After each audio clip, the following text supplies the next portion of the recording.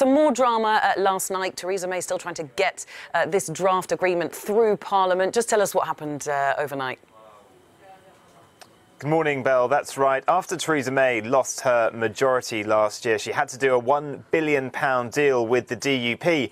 And she might be wondering this morning where her money went to, because they were, in turn, meant to supply her with 10 of their MPs' votes for everything that they needed to get through the House of Commons. Now, this is the finance bill. It is part of the Chancellor's budget package. And they decided last night to abstain on 3 votes and then to actually vote against the government on 1 vote, which was on a study on the impact of the increase in child poverty because of a change to the tax law here. So Theresa May will be pretty unhappy, and this is being described by the DUP as a warning shot across her bow. They are deeply unhappy with the deal that she has struck with Brussels. They think that they have been betrayed, that the Prime Minister has crossed her own red lines, because she works so hard to avoid that hard border in between Northern Ireland and the Republic of Ireland, and also the backstop to the backstop, a border in the Irish Sea. But she did have to concede that Northern Ireland would have to stay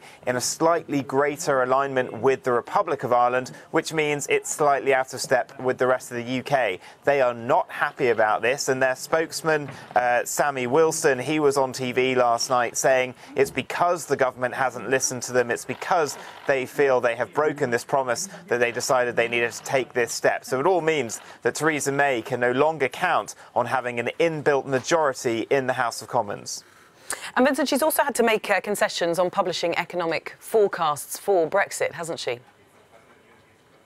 That's right. This was an amendment brought by Chuka Umunna, who is one of the Labour MPs leading the call for a so-called people's referendum, a people's vote on Brexit. And he was trying to force the issue, but the government decided to climb down. They accepted they needed to do this. So before the vote next month on the deal, the government will publish its Brexit forecasts, which show the economic consequences of staying in the EU as we are, the new deal that Prime Minister Theresa May has got, and no deal at all. So this is designed to help MPs, and I really don't think it's going to do much to help the Prime Minister, because really the no deal impact will be quite clear. Her own deal, she'll be able to argue that there is still strong economic performance, but this might help the so-called people's referendumers to build support in the House of Commons by pointing out to the public the kind of impact it would have if either of those 2 options, apart from staying in, were taken. And Vincent, Conservative detractors of Theresa May are still short of the number of letters that they need to try and force a vote of no confidence. Where are we on that rebellion? Well, the rebellion seems to have been a little bit preemptive. It seems that Jacob Rees-Mogg last week was a little bit too bullish because they didn't hit that threshold needed of 48 letters of no confidence. That's what it was. That's the requirement it needs, but they're stuck at around the 42, 43 mark, we believe. But we'll see in a couple of hours. The cabinet will be going in to meet with Theresa May. Andrew Leadsom and Penny Mordaunt, 2 strong Brexiteers in the government, are going to try to convince her to try to get more out of Brussels.